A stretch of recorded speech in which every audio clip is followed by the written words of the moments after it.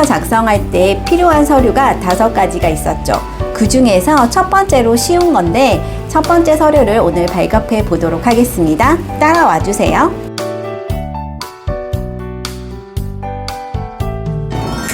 안녕하세요. 세아부동산의 이주희 소장입니다. 오늘은 저희 계약서 작성할 때 필요한 서류 5가지 중에 첫 번째 건축물 대장에 대해서 알려드리도록 하겠습니다. 건축물 대장은 어디에서 발급하는지 그리고 발급해서 어떻게 저장하는지까지 알려드리도록 하겠습니다. 자, 우리 네이버에서 정보24라고 한번 검색해 보도록 하겠습니다. 정보24가 나오면 클릭해서 들어갈게요. 제일 오른쪽 상단 위에 보면 사람 모양 클릭. 그럼 아이디로 해서 로그인 할 수 있게 나옵니다. 아이디와 비번이 있으신 분들은 로그인 해주시면 되고, 만약에 한 번도 여기 들어오신 적이 없다. 그럼 회원 가입해 주시면 좋겠습니다. 계속 쓸 거니까 해주시고요. 저는 아이디와 비번이 있기 때문에 입력을 해서 들어가 보도록 하겠습니다. 아이디, 비밀번호 이렇게 입력을 해서 로그인 하시면 됩니다. 첫 화면이 나왔을 때 이제 우리 마우스로 밑으로 내려보도록 하겠습니다. 밑으로 내리면 여러 가지 서비스들이 있는데 그 중에서 건축물 대장 클릭, 그리고 발급하기 클릭, 이렇게 해가지고 발급하기가 떴을 때 보면 발급하기와 열람이 있는데 열람도 뭐 상관은 없겠지만 발급하기로 가겠습니다. 왜? 무료기 때문에 발급하기로 클릭. 발급하기를 누르시면 밑으로 내려보시면 이렇게 건축물 소재지를 입력하는 곳이 나오는데 검색만 해주시면 돼요. 구주소든 도로명이든 어떻게든 검색하시면 되고, 뭐 도로명이 편하신 분들은 도로명 또는 뭐 주소, 구주소가 편하신 분은 주소로 해주시면 되겠죠. 주소 한번 확인해 보시고 그 다음에 단독주택, 지금은 단독주택을 한번 발행해 볼게요. 단독주택 주인이 한 사람인 거, 상가 근린생활시설이거든요. 일반은 그대로 놔두시고 다시 검색하면 이렇게 근린생활시설이라는 건물이 하나 뜰 거예요. 그럼 이 건물을 그대로 놔두고 다시 내려보도록 하겠습니다. 그럼 검색이라는 게 한 개 더 나오는데 이거는 사실 우리가 출력해서 쓸 거니까 그냥 손 안 대셔도 됩니다. 그 다음에 민원 신청하기, 이거를 누르시면 이제 화면에서 문서 출력이라는 화면이 뜨게 될 거예요.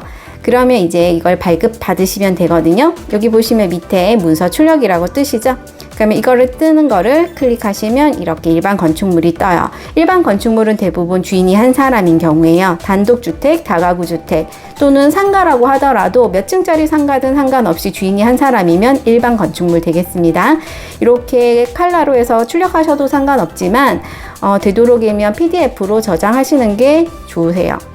왜냐하면 나중에 계약서를 작성하시거나 또는 뭐 이렇게 임차인, 매수인 이런 분들한테 주실 수도 있으니까, 그래서 바탕화면에다가 그쪽에 주소를 먼저 입력해 주세요.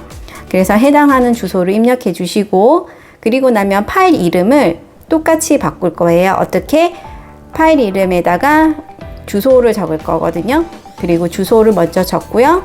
그리고 나서는 여기에 어떤 건축물 대장이라고 하는 파일의 어떤 종류를 적어 놓는 거예요. 그 나중에 찾기 쉽겠죠. 그리고 저장을 해 놓으시면 뒤에 화면이 이렇게 깜빡 꺼질 거예요. 그러면 저장이 됐다는 뜻입니다. 이번에는 집합 건물을 가볼게요. 집합 건물은 우리가 알고 있는 아파트라든지 빌라, 연립주택, 여러 명 호수마다 다 주인이 다른 거죠. 상가 같은 경우에도 우리 주인이 다 다른 경우가 있죠. 그럼 발급이라는 곳이 나오고 열람인데 우린 발급, 클릭 안 하셔도 발급으로 되어 있고, 여기 주소를 하는데 사실은 이렇게 이름을 적는 경우도 있어요. 우리 아파트 이름 알잖아요. 근데 잘못 입력하면 이렇게 나와요. 그래서 일부를 적더라도 바르게 적어 주셔야지 돼요. 뭐 도로 주소명이나 아니면 구주소로 하시는 게 제일 좋겠죠. 그래도 이름밖에 생각 안 난다. 그럼 이름은 바르게 해서 몇 개를 적으세요. 그러면 이 중에서 내가 알고 있는 주소지 걸 클릭해 주시면 돼요. 그리고 집합으로 바꿔 주셔야 돼요. 그리고 전유 부분, 그래야 몇 동에 몇 호 건지 나올 거고, 이거 같은 경우에는 한 동밖에 없어서 이렇게 한 개밖에 안 나왔지만 다른 거 여러 동이 있다고 하면 101동, 102동 나와요. 그리고 나서는 해당하는 호실을 찾아서 클릭해 주시면 됩니다. 밑에 거는 요거는 손댈 필요 없다고 말씀드렸고, 민원 신청하기를 눌러주세요. 이제 민원 신청이 됐다. 그러면 이제 다시 아까처럼 이렇게 문서 출력이라는 게 나와서 이렇게 뜰 거예요. 그러면 주소라든지 동호수 이런 걸 다 확인하시고 집합 건축물이라는 걸 확인하신 다음에 그리고 나서 이제 우리가 출력을 할 건데, 출력보다는 제가 아까 뭐라고 했어요? PDF 저장이라고 했죠? 그래서 PDF 저장으로 해서 이것도 입력해 주시면 돼요. 그렇게 하시는 게 이제 건축물 대장 발급이라고 보시면 되겠습니다. 이제 이렇게 해가지고 건축물 대장 어떻게 발급하시는지 알게 되었죠? 이거를 잘 파일로 해가지고 주소별로 해서 저장해 주시면 나중에 본 계약을 진행하실 때 다시 출력해서 쓸 수가 있어요. 안 그러면 다시 또 재발급을 받으려고 이런 절차를 거쳐야 하기 때문에 시간 낭비가 있거든요. 그리고 이것을 출력하시면 저 같은 경우에는 임대차 관계에 관련돼서는 임차인, 그리고 매매에 관련돼서는 매수인에게 꼭 첨부해드려요. 첨부해드릴 때는 제가 설명해드렸을 때 형광펜으로 꺼드렸던 부분, 이런 부분이 있습니다 라고 설명을 해드렸던 부분을 형광펜 한 거를 제가 첨부해드려요.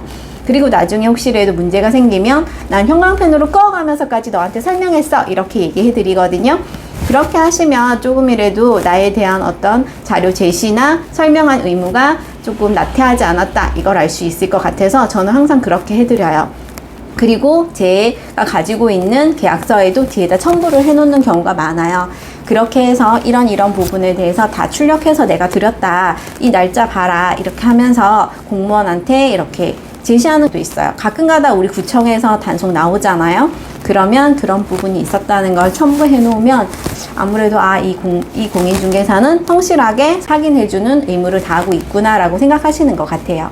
그러면 다음 시간에는 등기사항 증명서를 어떻게 발급하시는지 제가 가르쳐 드리도록 할게요. 감사합니다.